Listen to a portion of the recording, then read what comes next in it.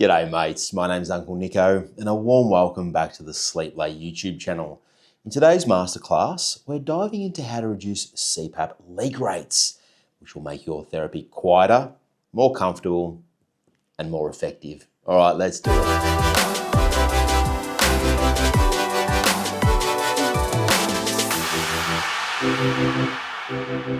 Now, first things first, what is CPAP leak and why is it so important? Well, CPAP leak is any unintentional airflow that's escaping from the sealed CPAP circuit, and it's measured in litres per minute. Now, the key word there is unintentional, because all CPAP masks have what's known as intentional leak, that is airflow coming from the exhaust vent, and the exhaust vents are designed to reduce rebreathing of carbon dioxide. So unintentional leak is anything extra, any unwanted airflow beyond the intentional venting. And the most common causes of unintentional leak are CPAP mask leak, and this is airflow that's escaping from the mask seal. If you're wearing a full face mask like this AirFit F40, you put it on and the air is shooting out through the side of the seal between your cheeks. Or if you've got a nasal pillow mask and perhaps one of the prongs, one of the pillows pops out of place, shoots you square in the eyeball, that's CPAP mask leak. Another common cause is CPAP mouth leak. Now, you don't need to worry about this if you're wearing a full face mask because the seal covers your mouth. But if you're wearing a nasal pillow style or a nasal mask, any mask where your mouth isn't covered by the seal, and during the night, for whatever reason, your jaw drops, your mouth opens, and the airflow rushes out through your mouth. Some of you will have experienced this. That's known as mouth leak, and that, my friends, is unintentional leak. And there's also some other causes. If you've got cats at home, holes in your CPAP tube, meow, or perhaps the connection from the tube to your mask is loose, or the connection from your tube to your machine.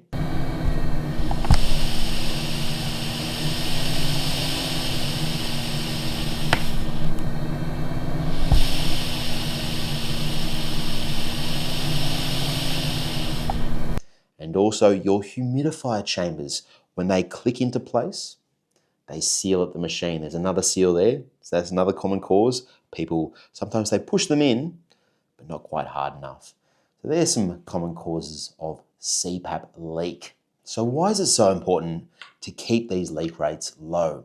Well, to understand that, you need to understand how your CPAP machine is treating your sleep apnea, stabilizing your airway and forcing air into your lungs. And yes, you guessed it, it all has to do with pressure. You see, a CPAP machine creates an environment where we have high pressure outside your lungs in the mask. Here, high pressure here, and low pressure here. And air, it's just simple physics, wants to travel from high pressure to low pressure.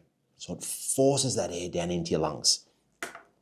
And I'll demonstrate it with a party balloon. This, my friends, is your CPAP machine.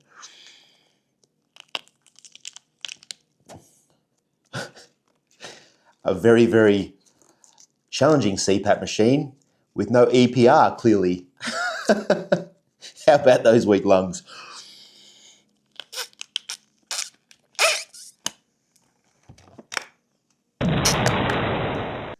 Maybe I need to get my wife out here to blow up the balloon. And I didn't mean that in a dirty way, by the way, just because she's got good practice at it. What is going on with this freaking balloon? My God.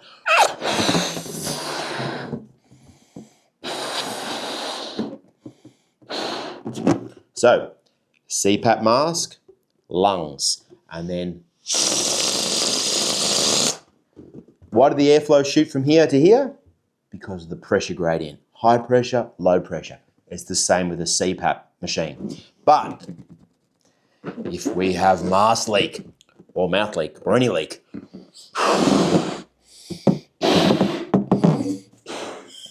uh-oh, here comes the leak.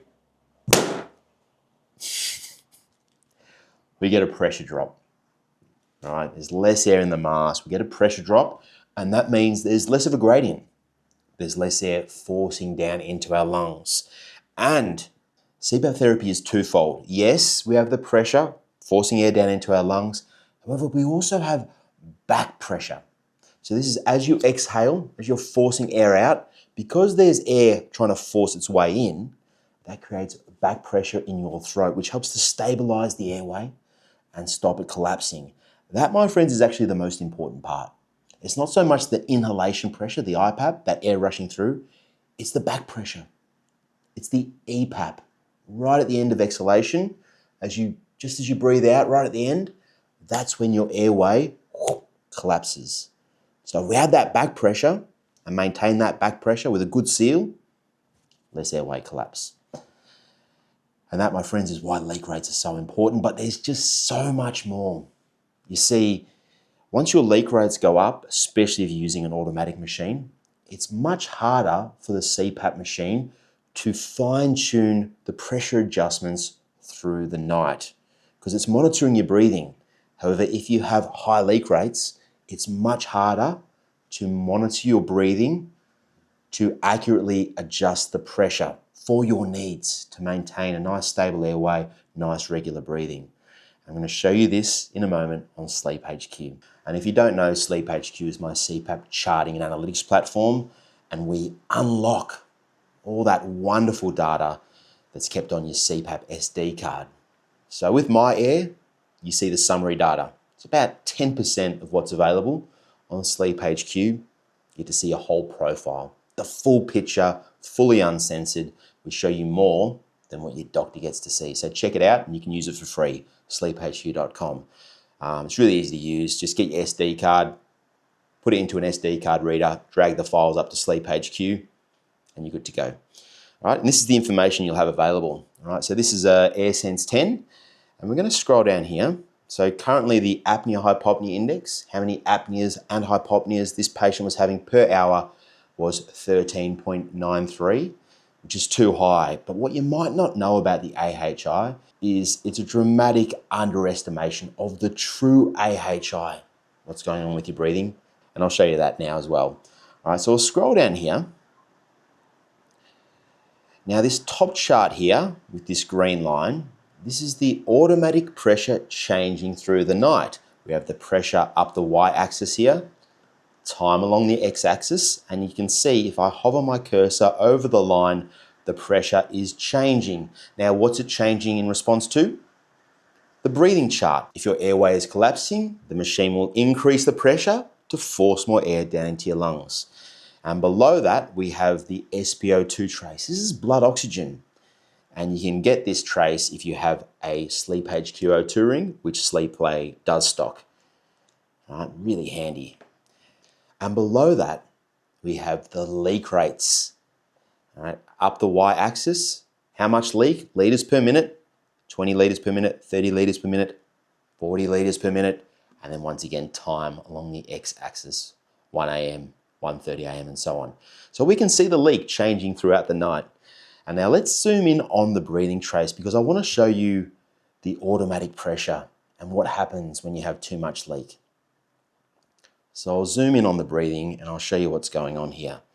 Now this breathing pattern here is textbook obstructive sleep apnea.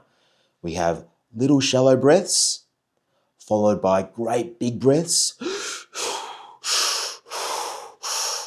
We have these dips in the blood oxygen because the breathing gets so shallow. There's a collapse of the upper airway. And then all of a sudden, brain comes out of sleep. There's an emergency. Blood oxygen comes back up again. Patient falls back asleep. Airway collapses. And this is the pattern. Right? Blood oxygen level, you can see it here. What we're after with breathing is a nice, stable breathing pattern. A nice rhythmic pattern. Nice and even. Breathing in, breathing out, breathing in, breathing out. We don't want no breathing, great big breaths. No breathing, great big breaths. All right. Now, in this scenario, what would you expect the automatic CPAP machine to do? You'd expect it to increase the pressure, force more air down into the lungs to stop the airway collapsing. But if we come up here, have a look. It starts up here, 9.36, and look, it is dropping. Why? Why is it dropping? It's because of the leak. That's why leak is so important. All right, right now, the ResMed has no idea what's going on. That's why it's marked these apneas with UA, unclassified apnea. It can't work it out because the leak is so high. Okay, so when this patient should be receiving more pressure, if their leak rates were low, that's what they'd be getting. They're getting a reduction in pressure, and this is called leak compensation. Basically, the machine's going, if we increase the pressure, we're going to cause more leak. We're going to get in this vicious cycle, no good. Let's drop the pressure down and hopefully the leak rates come down. Now, while we're looking at this patient, we're going to go into the trend page because I want to show you this incredible trend. And this was one simple change this patient made. All right, so we'll go into the trend page here. And this is the trend over the last year, starting with the AHI trend. And earlier in the year, just too high, isn't it? Look at this, 58.57, 56.28.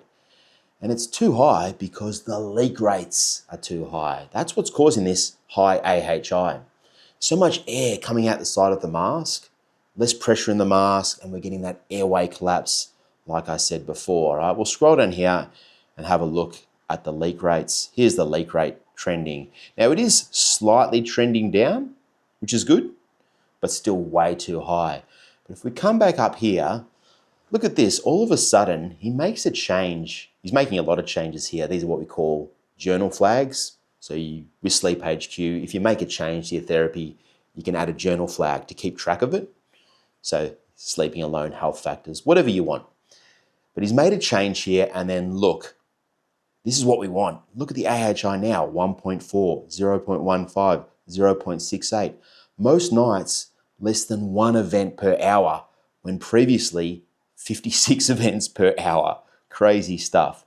And we'll scroll down and have a look at the leak rates. This is what fixed it. Right? You can see it right here.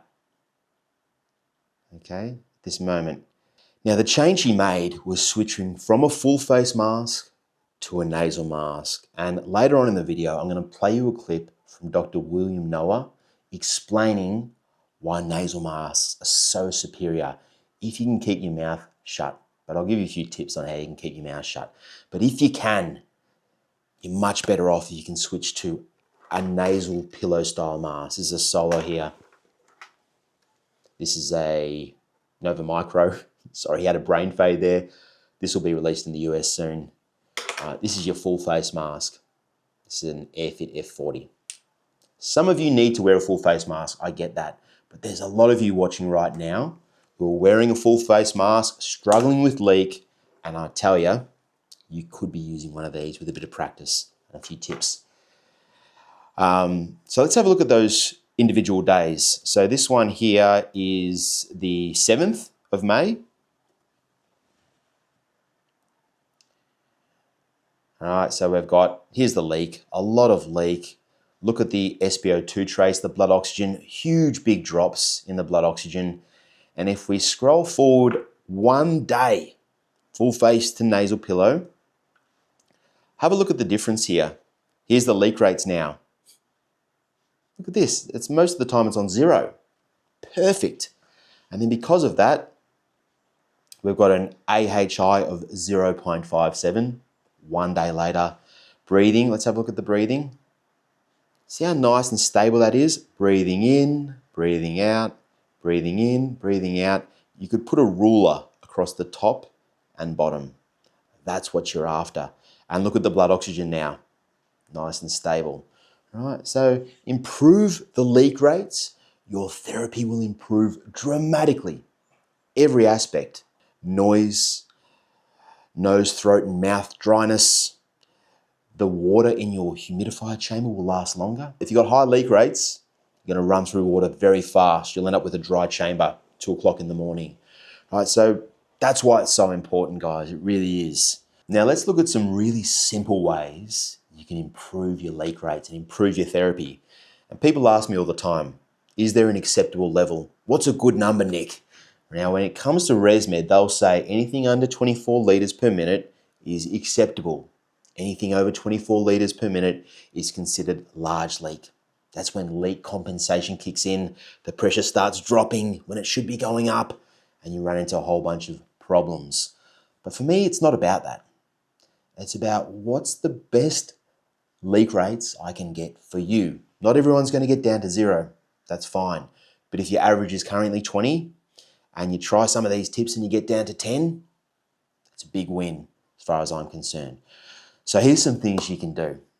Number 1, before you start therapy, go off to sleep, run what's called a mask seal test with your device. Most devices have them these days. So you put your mask on, you run the seal test, and the device will run through a range of pressures to make sure that you've got enough tension with the straps to hold that mask in place.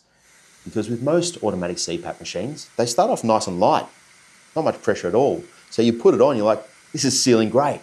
Then you drop off into REM or you roll onto your back, whoop, up goes that pressure, up goes the leak.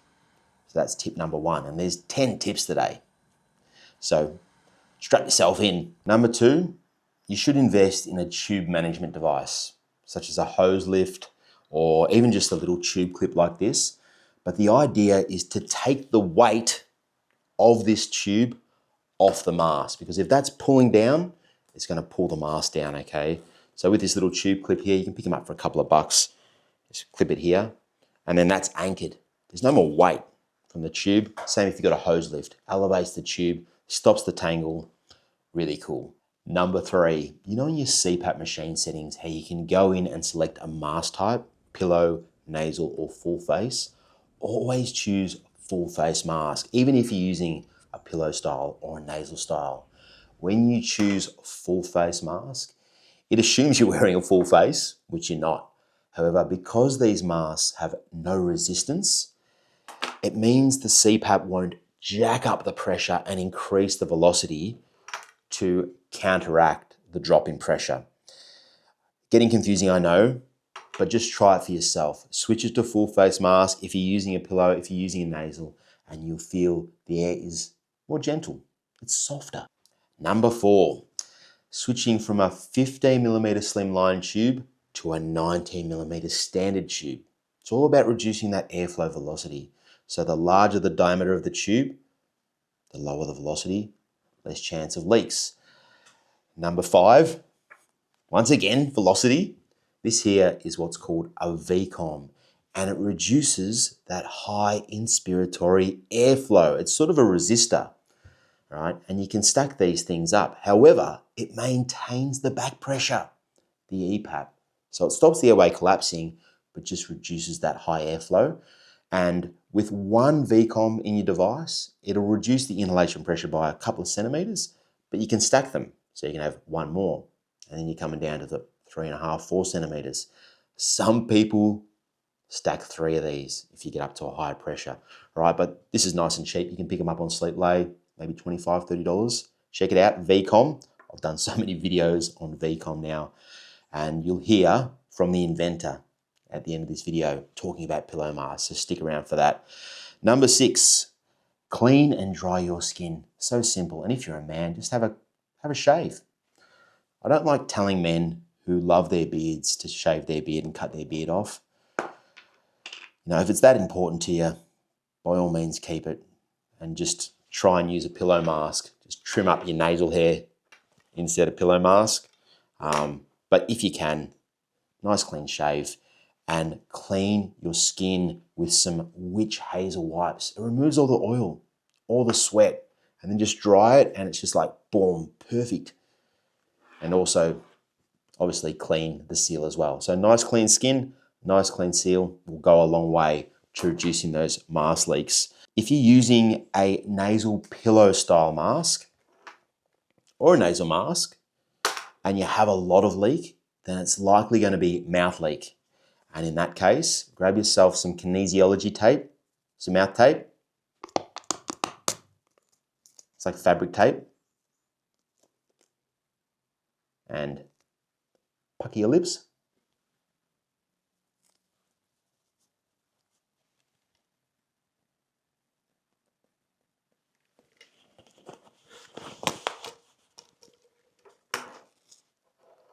Too easy. Number 9, and this is perhaps a little bit controversial, but try switching from automatic pressure delivery, auto mode, where the pressure is jumping up and down through the night all over the place, to fixed pressure CPAP mode on one set pressure for the whole night. And you can probably start with whatever your automatic average pressure delivery is, whether it be 9, 10, 15, 20, whatever it is, use that as your starting point for your fixed pressure. And then if you need to, you can tweak it a little bit up or down. The ResMed automatic algorithm, especially the standard response, is extremely aggressive. It moves very, very fast, but it also over titrates a lot of the time. That is, the pressure delivery goes too high for what's required for breathing normalization, for nice stable breathing, to stem the upper airway, stop it collapsing. It's over titrating people. And when it goes up too high, it's very, very fast to do so. It blows out your mouth, it blows out the seal, it causes a lot of problems. Right? But if you change to fixed pressure, you'll probably find you don't need anywhere near as much pressure. And because it's not changing all the time, you've got a set level of resistance. You know the set tension. Your lungs know what they are expiring against. A lot of people find it more comfortable. A lot of people on automatic these days. Make sure you check out CPAP mode as well. And last of all, number 10. I want you to listen to Dr. William Noah here, but it's all about switching from a full face mask to a nasal pillow mask if you can. Nasal pillow, the most superior mask if you can keep your mouth shut. But like I said before, you can try some mouth tape, you can try a chin strap, you can try a VCOM, give it a go, and just like this patient here, could be the silver bullet. Why do you think nasal pillows are superior to any other mask? Well, they're superior if you can keep your mouth shut. Okay. I have that problem not only at night, but during the day. And my wife says, so if you can keep your mouth shut, nasal pillow is superior because you see the force pushing away from your face is based on the surface area that the mask is touching. Okay. All right. So full face mask has like 30, 40 times the surface area that a nasal pillow does. So therefore, the force pushing away is so much more. You have to clamp 30 times as much to hold it in place. Right. Plus, the longer the line where you're sealing, okay, well, the force against of the face pushing against the seal, okay, is dispersed over that distance. All right. So if you have like 20 centimeters around the edge of a full face mask, 5, newtons of force trying to seal that is divided by 20. On a nasal pillow, there's only a couple centimeters. So, therefore you have much more seal for the same amount of force against you. So there's two forces. There's the force pushing away from the face. Then there's the face pushing against the mask, which is sealing. Okay. And you have to look at them separate.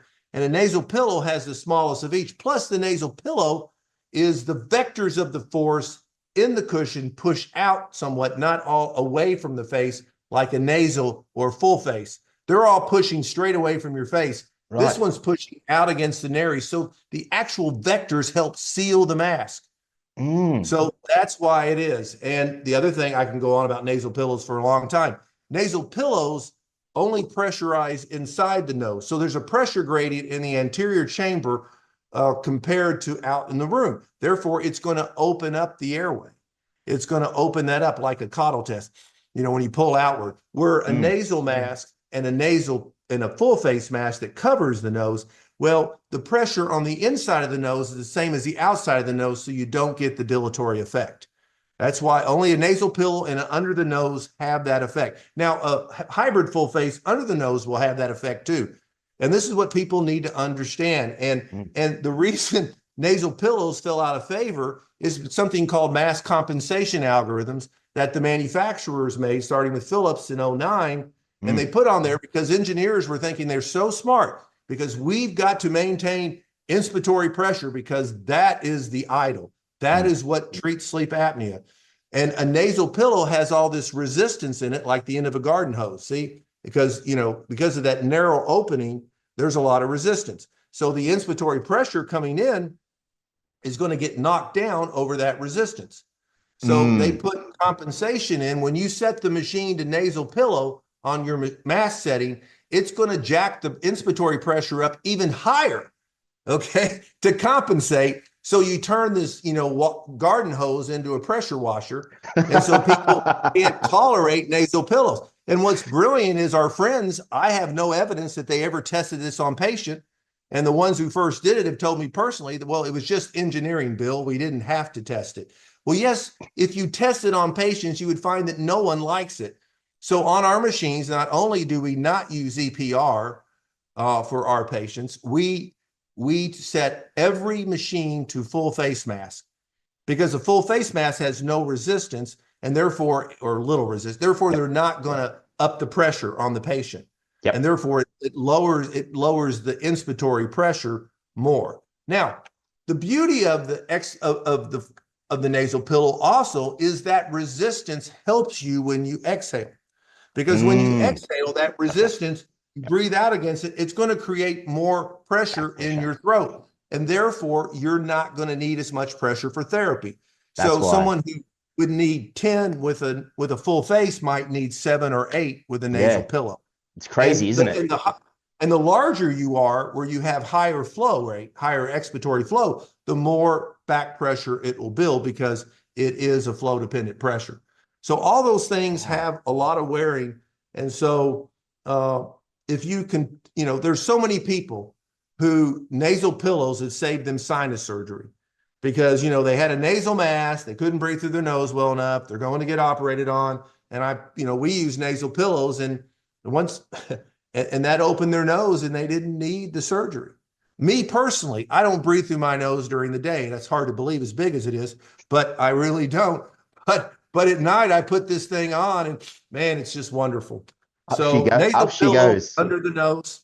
And if you're going to use a full face mask, use an under the nose full face if you can, because there's less surface area than covering your nose. So there's less force pushing away, less clamping, less chance of leak, better chance of seal. It's just simple physics. Thanks for watching, guys. Until next time, sleep well, look after your mates, and I'll see you soon. Cheers.